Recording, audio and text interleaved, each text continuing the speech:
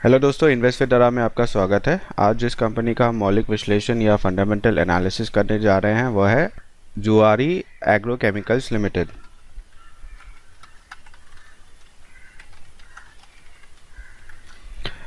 इस कंपनी का सेक्टर है केमिकल्स और इंडस्ट्री है फर्टिलाइजर्स।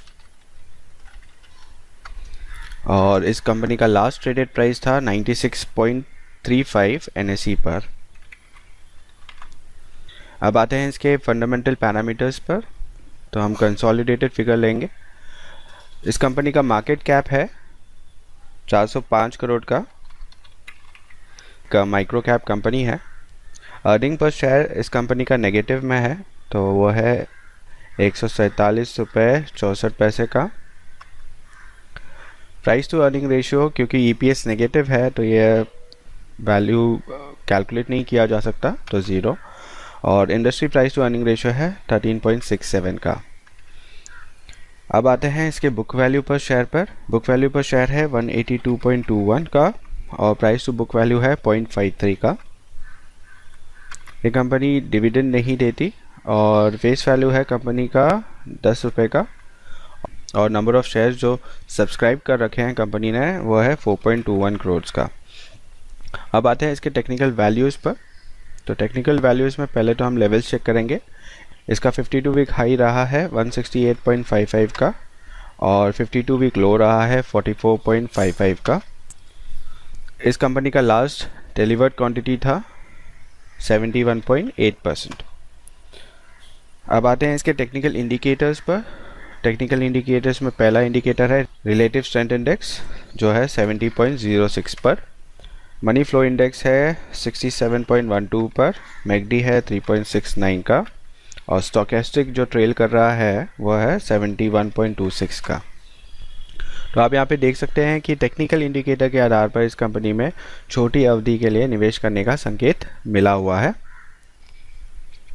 अब आते हैं इसके रिटर्न रेशियो पर।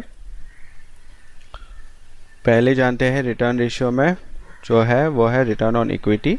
इस कंपनी का माइनस है 15.39%। रिटर्न ऑन कैपिटल एम्प्लॉयड है 4.56% का और रिटर्न ऑन एसेट्स है -2.41% का। तो आप यहाँ पे देख सकते हैं कि रिटर्न रेशियो के आधार पर हमें इस कंपनी में इस समय पर निवेश करने का कोई संकेत नहीं मिला हुआ है। अब आते हैं इसके एफिशिएंसी रेशियो पर। एफिशिएंसी रेशियो में पहला रेशियो है एबिटा मार्जिन का, जो है 4.39% का। एबिट मार्जिन है 3.47 का। पैट मार्जिन है नेगेटिव में 2.57 का। अर्निंग पर शेयर जो है था पिछले बार का वो था नेगेटिव 40.56। एसेट टर्नओवर रेशियो है 0.94 का। डेज ऑफ रिसीवेबल्स है 162.31 का। डेज ऑफ पेबल्स है कंपनी का 75.72 डेज का और डेज ऑफ इन्वेंट्री है 62.65 का। तो आप यहाँ पे देख सकते हैं कि कंपनी एफिशिएंसी रेशियो के मामले में भी अच्छा नहीं कर पा रही। एबिटा मार्जिन भी इनका घटा है इस कंपनी का 8.41% से 4.39, लगभग आधा हो गया है। तो एफिशिएंसी रेशियो के आधार पर हमें इस कंपनी में निवेश करने का संकेत नहीं मिला हुआ है। अब आते हैं ग्रोथ रेशियो पर। तो पहला रेशियो है नेट सेल्स ग्रोथ, जो था 11.54% का। एबिटा ग्रोथ इनका घटा है 42%।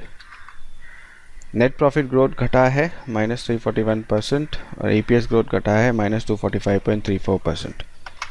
तो ग्रोथ रेशियो के आधार पर भी हमें कोई संकेत नहीं मिला हुआ है इस कंपनी में निवेश करने के लिए। अब आते हैं सॉल्वेंसी रेशियो पर। तो सॉल्वेंसी रेशियो में पहला जो रेशियो है वो है टोटल डेब्ट टू इक्विटी रेशियो। अब ये देखने जाए तो इस कंपनी का टोटल डेब्ट टू इक्विटी रेशियो है 4.12 का। अब इस रेशियो में और अगर हम देखने जाए तो इस कंपनी पे कुल ऋण टोटल डेब्ट है 5234.81 करोड़ का और इस कंपनी का नेटवर्थ है 1270 करोड़ का। तो इसीलिए टोटल डेब्ट टू इक्विटी रेशियो काफ़ी ज़्यादा है। इंटरेस्ट कवरेज रेशियो है 0.58 का। इसका मतलब है कि कंपनी के इंटरेस्ट पेमेंट में भी प्रॉब्लम हो रही है। और करंट रेशियो 0.91 का है। इसका मतलब है कि कंपनी के पास कैश बचते नहीं हैं।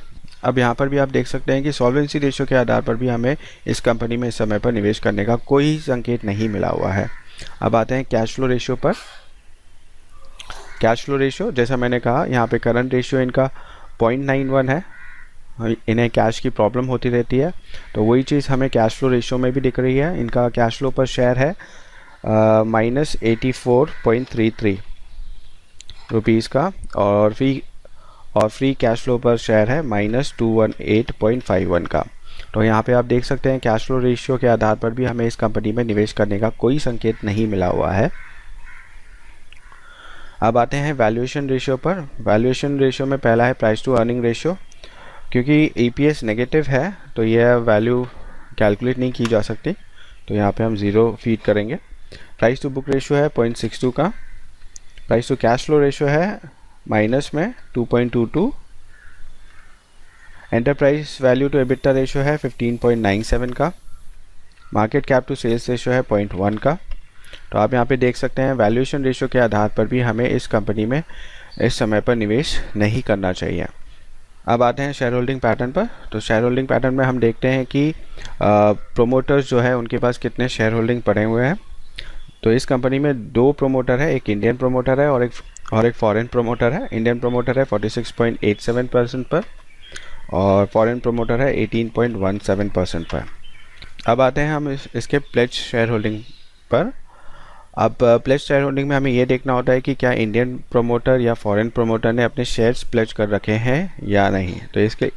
तो इस वैल्यू के लिए हमें आना पड़ेगा मनी कंट्रोल के वेबसाइट पर।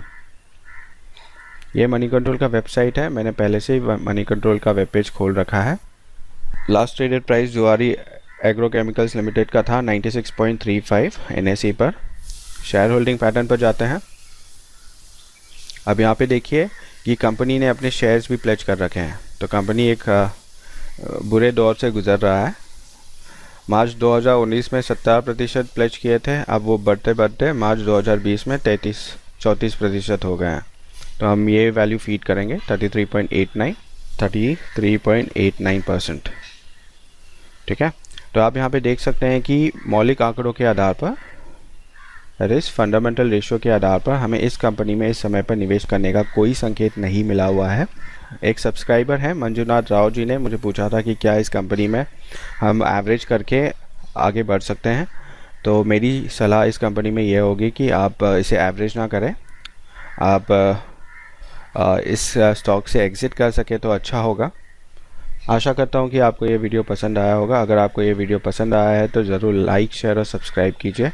अगर आपका कोई कंपनी है जिसका मौलिक विश्लेषण या फंडामेंटल एनालिसिस करना है तो ज़रूर कमेंट सेक्शन में बताइएगा। Thank you.